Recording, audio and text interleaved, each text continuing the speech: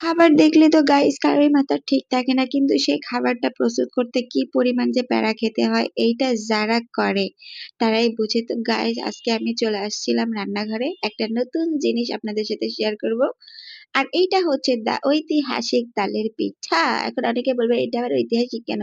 দেখেন কত সুন্দর করে ডিজাইন করছি। তাহলে ঐতিহাসিক বলবো না বলেন? এত সুন্দর ডিজাইন করছি। তারপরে যখন তেলের মধ্যে দিয়েছি সেগুলো একদম ফুটবলের মতো ফুলে, ফুলে উঠেছে। একদম আমারে দেইখা তো মনে করেন আরো ফুলে, ফুলে উঠেছে। তো কি বলবো গাইস এগুলো তৈরি করা অনেক পরিমাণের খাটনি, অনেক পরিমাণের প্যারার কাজ। যদিও আমি এগুলা করি না।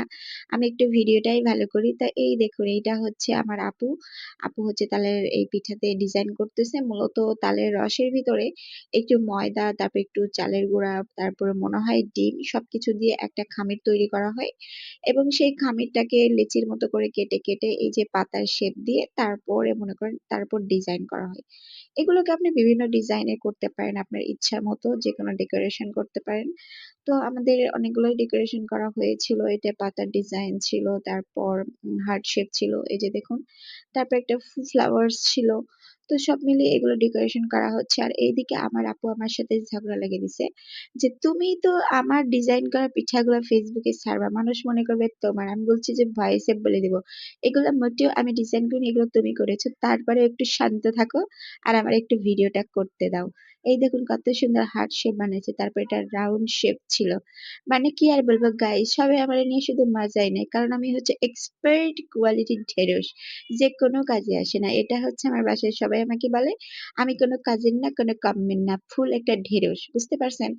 তো এইজন্য ভাবলাম যে ভিডিওটা তো অন্ততপক্ষে ভালো করে করি। এটাতে তো অন্ততপক্ষে মানুষ আমাকে বলবে যে না, অন্ততপক্ষে কিছু তো একটা পারে। তো এই দেখুন আমরা সবগুলোকে পিঠা এরকম সুন্দরভাবে একটা প্লেটে করে সাজিয়ে নিয়েছি। এই পিঠাগুলোকে আমরা ওই যে ১ম এ দেখলাম তেলে ভাজা মানে তেলে ফ্রাই করেছি। তো যারা মূলত দাঁত শক্ত আছে যাদের, হ্যাঁ? তারা ফ্রাই করেই খেতে পারেন। আর যাদের মনে করেন দাঁতের সমস্যা আছে মানে দুর্বল দাঁতের অধিকারী যারা আছেন, তারা এই পিঠাগুলোকে ফ্রাই করে নেওয়ার পর একটা হাঁড়িতে দুধ দিবেন, চিনি দিবেন, তারপরে তার মধ্যে কিশমিশ, বাদাম তারপরে কি এটা বলে নারিকেল সবগুলা দিয়ে সুন্দর করে জাল দিয়ে একটা রস তৈরি করবেন। সেই রসের মধ্যে কিন্তু আবার এটারে চুবানি দিতে পারেন। চুবায়ে-টুবায়ে তারপরে মনে করবেন সকালে খাবেন দেখবেন একদম তুলতুলে নরম হয়ে গেছে। তো যেহেতু আমার দাঁতের কোয়ালিটিটা ভালো ছিল, ওইজন্য ভাবলাম যে আমি হচ্ছে ভেজে লাল, লাল করেই খাই। আবার ওইদিকে আরেক গ্রুপ ছিল আমার বাসায় তারা আবার বলল যে, "নাহ, এইটা দুধের মধ্যে চুবানো হোক।" তো তাদের জন্য দুধের মধ্যে চুবানো হয়েছিল। আর আমার জন্য মনে করেন আমার যেহেতু দাঁত শক্ত, ওইজন্য আমি মনে করেন কামড়ে, কামড়ে খেয়েছি। তো কেমন লাগলো আমার এই পিঠাগুলো অবশ্যই আপনারা জানাবেন। আর আপনারা যদি এইটা করে থাকেন তাহলে কিন্তু অবশ্যই আমাকে বলবেন। Bye, by.